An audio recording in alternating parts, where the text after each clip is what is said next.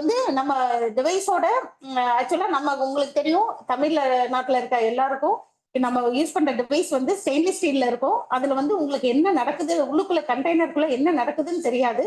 அதுக்காக தான் இந்த டிரான்ஸ்பரண்டா இருக்கிற மாதிரி ஒரு ஃபைபர் மெட்டீரியல்ல இந்த புரோட்டோடைப்பை பண்ணி இதுல நாங்க வந்து டெமோ காமிக்கணும். ஏன்னா அப்பதான் உங்களுக்கு வந்து அந்த என்ன பிரின்சிபல் இதுல ஒர்க் ஆகுது, எதுக்காக இந்த டெக்னாலஜி நம்ம பயன்படுத்துறோம், எப்படி இது எஃபெக்டிவா இருக்கும் ஃபீல்டுல அப்படிங்கிறதுக்காக இந்த லைவ் டெமோ நாங்க கண்டக்ட் பண்றோம். மிஷின்ல வந்து 3 பாகங்கள் இம்பார்ட்டன்ட்டுங்க, முக்கியமானவை. அதுல வந்து அந்த வேக்கம் சேம்பர்னு சொல்லுவோம். அதாவது ட்ரம்னு நம்ம சொல்றதுதான் இதுல நம்ம ட்ரம்னு சொல்லுவோம். அந்த ட்ரம்ங்கிறது தான் அந்த டிரான்ஸ்பரண்டா தெரியுற ட்ரம். அதுக்கப்புறம் இந்த வேக்கம் பம்ப், நம்ம இங்க சொல்ற வேக்கம் பம்ப் தான் இதனுடைய வேக்கம் பம்ப். அதுக்கப்புறம் வந்து சுவிட்ச் தான். சுவிட்ச் நம்ம வந்து நம்ம பிளக்ல வைக்கிற சுவிட்ச் தான், அது பவர் சோர்ஸ்.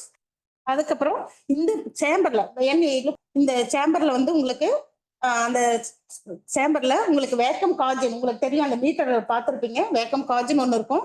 இன்னொன்று வந்து சேஃப்டி வால்வ் உங்களுக்கு வந்து சைட்ல இருக்கும். இந்த மிஷின்ல வந்து சைட்ல சேஃப்டி வால்வ்னு இருக்கும். அதுக்கப்புறம் வேக்கம் வால்வு, அந்த வேக்கம் இதுக்கு உருவாக்குறதுக்கும் அந்த வேக்கம் வால்வுன்னு ஒன்று இருக்கும். அந்த சைட்ல இருக்கும் உங்களுக்கு வேக்கம் வால்வ் ஒன்று இருக்கும். இதை தவிர நம்ம நார்மல் யூனிட்ல ஒரு ட்ரெயின் வால்வுன்னு ஒன்று இருக்கும். இந்த ட்ரெயின் வால்வு, அதாவது நம்ம இந்த ட்ரெயின் வால்வுல இருந்து நம்ம வந்து ட்ரீட்மெண்ட் பண்ணதுக்கு அப்புறம் அந்த சொல்யூஷனை ஈஸியா நம்ம ட்ரெயின் பண்ணிக்கலாம். அதுக்காக உள்ளது 4 வால்வு இருக்கும். இப்ப நம்ம இதனுடைய இத என்ன பார்ட்ஸ்ன்னு பார்த்துட்டோம். தெரியும், மெஷின்ல வந்து பயன்படுத்துறவங்களுக்கு தெரியும். மில்லுல நம்ம சோர்கேன் ஃபார்மர்ஸ்க்கெல்லாம் அவங்க வந்து யூஸ் பண்ணவங்களுக்கு இதெல்லாம் தெரியும். ஒரு 100 லிட்டர் தண்ணீர் பிடிக்கும். நிறைய டைம் நாங்க எல்லா மில்லுலயுமே சொல்லியிருக்கோம் தமிழ்நாட்டில் இருக்கவங்களுக்கு. அதாவது எவ்வளவு குவான்டிட்டி, எவ்வளவு நம்ம கரணத்தை நேர்த்தி செய்யறோமோ அந்த அளவுக்கு தண்ணி எடுத்தா போதும். அது 30 லிட்டரா 50 லிட்டரா 100 லிட்டரான்னு பார்த்துக்கிட்டு அதுக்கு தகுந்த மாதிரி எடுத்துக்கணும். இங்க நம்ம ஒரு டெமோ பர்பஸ்க்காக நம்ம ஒரு 5 லிட்டர் தண்ணி எடுத்துருக்கிறோம். தண்ணி எடுத்த நமக்கு வந்து தேவையான அளவு தண்ணீர் எடுத்த பின்னாடி நம்ம அந்த நம்ம எந்த அளவுக்கு தண்ணீர் ஊத்துறோமோ அந்த தண்ணியில இருந்து அளவு பண்ணி ஊட்டிருப்போம் இல்லையா, அந்த ட்ரம்ல இருந்து தண்ணி கொஞ்சம் எடுத்து அதுல வந்து நமக்கு என்னென்ன இடுபொருட்களை வந்து நம்ம கரைக்கணுமோ அதை கரைச்சிக்கலாம். அப்ப அந்த கொஞ்சம் குவான்டிட்டி ஆஃப் வாட்டர்ல நம்ம இப்ப இடுபொருட்களை கரைக்க போறோம். 1 லிட்டருக்கு 1/2 கிராம் வீதம் இருங்க கோப்பி அதை பங்கிசிட்டு ஒரு லிட்டருக்கு 1/2 கிராம் வீதம் நம்ம போடணும். ஒவ்வொரு லிட்டர், அதாவது யூரியா, ஜிங்க் சல்பேட், ஃபெரசல்பேட், அது மூணையும் அப்படி சும்மா காமிச்சிருங்க, திருப்பி வச்சிருங்க சார். யூரியா, ஜிங்க் சல்பேட், ஃபெரசல்பேட், இது மூணையும் நம்ம வந்து இந்த பக்கம் சால்ட் காமிச்சிடும். சால்ட் இப்படி இல்ல கோபி, சால்ட் காமிங்கன்னு லேபிள் வேணாம். சால்ட் காமி. These 3 nutrients நம்ம கமர்ஷியல் ஃபார்முலேஷன் தான் நம்ம பண்றோம். இதுல ஒவ்வொரு லிட்டருக்கும் 1/2 கிராம் வீதம் urea 1/2 gram, zinc sulphate 1/2 gram, ferrous sulphate 1/2 gram. அது வேணா இந்த பெரிய டிவைஸ்ல 50 கிராம் 100 லிட்டர் தண்ணிக்கு 100 லிட்டர் தண்ணிக்கு 50 கிராம்ங்கிற வீதம் நம்ம போட்டு ஃபர்ஸ்ட் நல்லா கரைச்சிடணும். நம்ம வந்து எல்லா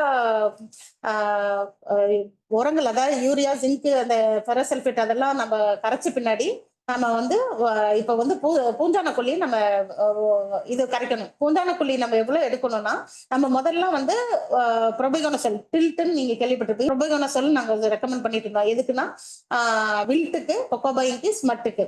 ஆனா ஏன்னா நம்ம தமிழ்நாட்டுல வந்து ரெட் ராட் பிரச்சனை இல்லாதனால புரோபிகோனசோலை நம்ம சொல்லிக்கிட்டு இருந்தோம். ஆனா நம்ம வட இந்தியாவில் நாங்க சொல்லும் போது தைஃபனிக் மீத்தல், ரெட் ராட்டுக்குனால தைஃபனிக் மீத்தல் சொல்லிட்டு இருந்தோம்.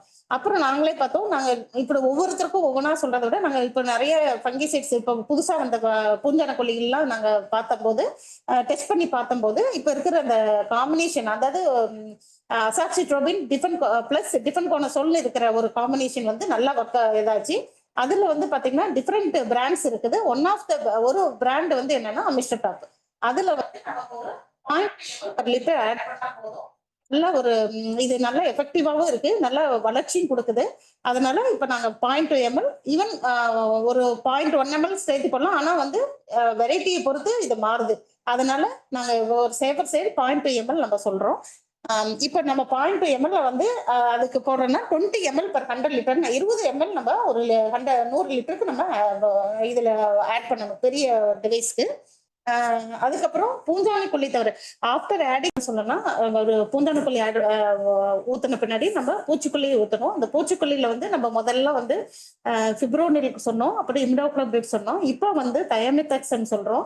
ஏன்னா நம்ம தமிழ்நாட்டுல நிறைய இடத்துல வந்து நமக்கு மீலிபக் தொந்தரவு இருக்கிறதுனால நம்ம இந்த தயமித்தாக்சம் வந்து நல்ல நம்ம வேலை செய்யுது. ஏன்னா நம்ம மரவள்ளி கிழங்குல நாங்க பார்த்தோம் அந்த தயமித்தாக்சம் 30 FS, அதாவது இது கரணி நேர்த்திக்கு மட்டுமே பயன்படுத்துற பூஞ்சான சரி பூச்சிக்கொல்லி.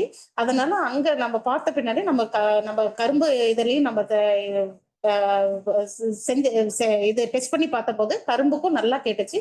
அதனால நான் இப்பொழுது வந்து நம்ம தயமெத்தாக்சன் 30 FS இருக்கிற கெமிக்கல் வந்து 0.2 ml, அதாவது 20 மில்லி 10 லிட்டர், 2 மில்லி 10 லிட்டருக்கு இல்லைன்னா 20 மில்லி 100 லிட்டருக்கு கணக்குல நம்ம கரைச்சிக்கணும். இப்ப வந்து என்ன பண்ணாங்க, இந்த கரைச்சி வச்ச சொல்லி நம்ம கரைசல் வந்து உள்ள நம்ம ஊத்திடுறோம். அதாவது நம்ம நார்மலா நம்ம பக்கெட்ல கரைச்சி வைப்போம். கரைச்சிட்டு அதை வந்து நம்ம கண்ணீர் சாதனத்துல ஊத்தணும். உள்ள அந்த ட்ரம்ல ஊத்தணும். அதுக்கப்புறம் ஊத்தின பின்னாடி நம்ம கரும்பு எவ்வளவு கரும்பு இருக்கோ அதுக்கு தகுந்த மாதிரி நம்ம போடணும். இப்ப இந்த இதுல கரும்பு வந்து நமக்கு கொஞ்சம் இந்த புரோட்டோடைப்புங்கிறதுனால கொஞ்சம் கரும்பு மட்டும் நம்ம போடுறோம், அதாவது ஒரு அளவோட. ஆனா இதே பெரிய ட்ரம்ல வந்து நம்ம உங்களுக்கு தெரியும், இதுல வந்து 2 பேஸ்கெட் இருக்கும். உங்களுக்கு பாத்தீங்கன்னா 2 பேஸ்கெட் இருக்கும். இதுல உங்களுக்கு பாத்தீங்கன்னா 2 பேஸ்கெட் இருக்கும். 2 பேஸ்கெட்ல வந்து ஒரு பேஸ்கெட் வந்து 2000 இருந்து 3000 சிங்கிள் பட் செட்ஸ் பிடிக்கும். 2000 ஒரு இதா பாத்தீங்கன்னா 2000 சிங்கிள் பட் செட்ஸ். அதுக்கப்புறம் வந்து ஒரு 500 2 பட் செட்ஸ் பிடிக்கும். இப்ப பாத்தீங்கன்னா அந்த கரைசல் ஊத்துறதுக்கு முன்னாடி கரணைகளை நம்ம உள்ள நினைக்கணும். கரணைகளை வந்து அது முழுகிற அளவு நினைக்கணும். நம்ம இதுல வந்து பாத்தீங்கன்னா மெஷின்ல ரெண்டு கூடைகள் இருக்கும். அந்த கூடைகள்ல நம்ம 200 2000 இருந்து 3000 வரலும் நம்ம ஒரு இதுல கூடையில இதாகும். 2 கூடையில நம்ம 4000 ஈஸியா 4000 கரணைகளை ஒரே நேரத்துல நேர்த்தி செய்ய முடியும். இப்ப இதுல வந்து நம்ம வந்து கொஞ்சம் கரணைகளை நம்ம இதுல போட்டுட்டோம். இதுல சேம்பருக்குள்ள நம்ம போட்டுட்டோம். தமிழ்ல சொல்லணும்னா இதுல வந்து நீங்க என்னன்னா இந்த மெஷினை நம்ம ஆன் பண்ணோன்னே இது என்ன பண்ணணும்னா அந்த டியூப் வந்து அந்த சேம்பருக்குள்ள இருக்கிற காத்தை வெளியில எடுக்கும். காத்தை வெளியில எடுக்கும் போது உள்ள வந்து ப்ரெஷர் இல்லாம, அதாவது நெகட்டிவிட்டி உள்ள வந்து ப்ரெஷரை வந்து வெளியில எடுக்குது. அப்புறம் உள்ள வேக்கம் அதை வெற்றிடமாக்குது. வெற்றிடமாக்குறதுக்காக அந்த ட்ரம்ல இருந்து வெற்றிடமாக்குறத விட அதே சமயத்துல அந்த கரும்பு கரணைக்குள்ள இருக்கும்ல கொஞ்சம் காத்து, அதுக்குள்ள அந்த திசுக்குள்ள இருக்கிற காத்துலையும் கொஞ்சம் கொஞ்சமா இது வெளியில எடுக்கும். அதுக்கு வந்து ஒரு 15 to 20 நிமிஷம் நம்ம வந்து வச்சிருக்கணும். இந்த சொல்லணும்னா நம்ம இந்த ஒரு ஒரு தடவை இந்த வெற்றிடமாக்குனதை வந்து நம்ம அந்த அது வெட்டிட மானி மூலம் நம்ம பார்த்துட்டு வெட்டிட மானில நீங்க அளவு பார்த்துட்டீங்கன்னா அதுவே அதே லெவல்ல இருக்கணும். இப்போ 150னா 200னா அதே இடத்த இருக்கிற மாதிரி பார்த்துக்கணும். 15-20 நிமிஷமும் அதுல இருந்து குறையக்கூடாது. அது குறைஞ்சிட்டுன்னா மெஷின்ல எங்கேயாவது நமக்கு பிரச்சனை இருக்கு, அதுல வந்து நம்ம பார்த்து சரி பண்ணிக்கணும். நம்ம வந்து நல்லா டைட்டா மூடலையா இல்ல என்னன்னு சொல்லி பார்க்கலாம். கொஞ்சம் கொஞ்சம் குறையலாம், பட் ரொம்ப குறையக்கூடாது. அதனால அதே இடத்துல இருக்க மாதிரி ஒரு 15 to 20 நிமிஷம் நம்ம வச்சிருக்கணும். இப்ப இப்ப பாத்தீங்கன்னா இப்ப ஒரு 15 நிமிஷம் ஆயிடுச்சு அப்படின்னா நம்ம இப்ப ஸ்லோவா அந்த வேகமா ரிலீஸ் பண்ணணும். இந்த ஒரு டைம் நாங்க வேணா அதை திரும்ப காமிக்கிறோம். ஆன் பண்ணிருங்க.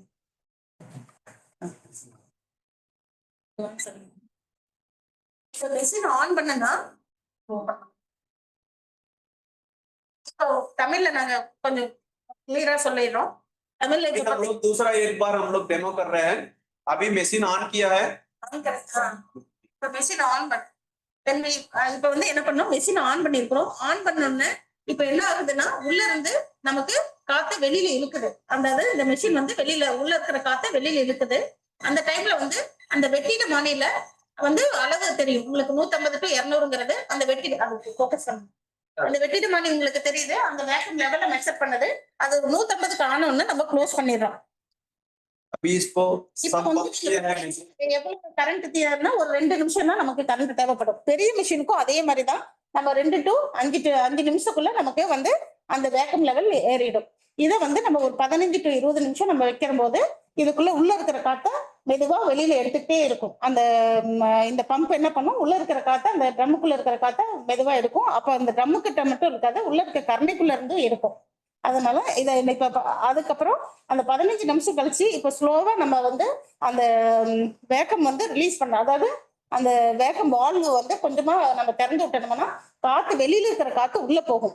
வெளியில இருக்கிற காத்து உள்ள போவாங்க பாருங்க, உங்களுக்கு பபிள் தெரியும். வெளியில இருக்கிற காத்து உள்ள போகும்போது அந்த சுத்தி இருக்கிற சொல்யூஷன் அந்த கரைசல் என்ன ஆகும்னா வேகமா அந்த கரணிக்குள்ள ஊடுருவி செல்லும். அப்படி இருக்கும். அந்த வேகமா அந்த கரணிக்குள்ள ஊடுருவி செல்லும். Now we can see that the infiltration of the chemical into the solution into the sets. The forcibly the infiltration is happens into the sets. That is when the air இது எப்படி வந்து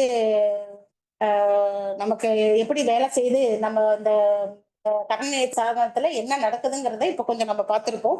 அதனாலதான் நம்ம அந்த மருந்து நல்லா உறிஞ்சிக்கிறனாலதான் இந்த கரணிகளை நம்ம வந்து நம்ம வயல்வெளியில பயிரிடும் போது அதுக்கு வந்து அந்த பயிரை வந்து நல்லா பாதுகாக்குது. அதாவது ஒரு 90 to 120 நாள் நமக்கு வந்து எந்த பூஞ்சான நோயோ இல்ல ஏதாவது ஒரு பூச்சி நோய் தொல்லைகளோ இல்லாம இருக்கும். நம்ம ஆனா 90 நாளைக்கு அப்புறம் நாம மறுபடியும் பார்க்கணும். ஏதாவது ரொம்ப வர மாதிரி இருந்துச்சுன்னா தேவைப்பட்டா நம்ம ஒரு ஸ்ப்ரே பண்ணிக்கலாம். இல்லைன்னா நமக்கு நார்மலான சுச்சுவேஷன்ல கரணி நேர்த்தி மட்டுமே உங்களுக்கு நல்லா அதாவது பூஞ்சான நோயில இருந்தோ இல்லைன்னா பூச்சியில இருந்தோ அதே சமயத்துல நம்ம சத்து குறைவா இல்லாம இருக்கிறதுக்கும் அதுவும் அந்த ஏன்னா ஒரு கண்ணில சத்து கம்மியா இருக்கும். அதனாலதான் இந்த நியூட்ரியன்ஸை நம்ம போடுறது அதாவது ஊட்டச்சத்து மாதிரிதான் இது வந்து ஒரு யூரியா ஜிங்க் சல்பேட் இதெல்லாம் உரங்களை வந்து நம்ம போட்டு இது பண்றதுனால நமக்கு வந்து உங்களுக்கு வந்து அந்த குறைபாடு வந்து வயல்வெளியில தெரியாது. அதனால நல்ல ஹெல்த்தியான கிராப்ப வளமான வயலா நம்ம கொஞ்சம் நடவுலயே நம்ம பார்க்கலாம். அந்த நடவுல மட்டும் இல்லாம நம்ம ஆரம்ப காலத்திலே இதை கட்டுப்படுத்துறதுனால மறுபடியும் நம்ம வந்து கட்டை பயிரிலும் நம்ம இதே மாதிரி கேர் எடுத்துக்கிட்டோம்னா நல்ல படியா நம்ம வந்து ரிட்டர்னபிலிட்டியை நம்ம மெயின்டைன் பண்ணலாம்.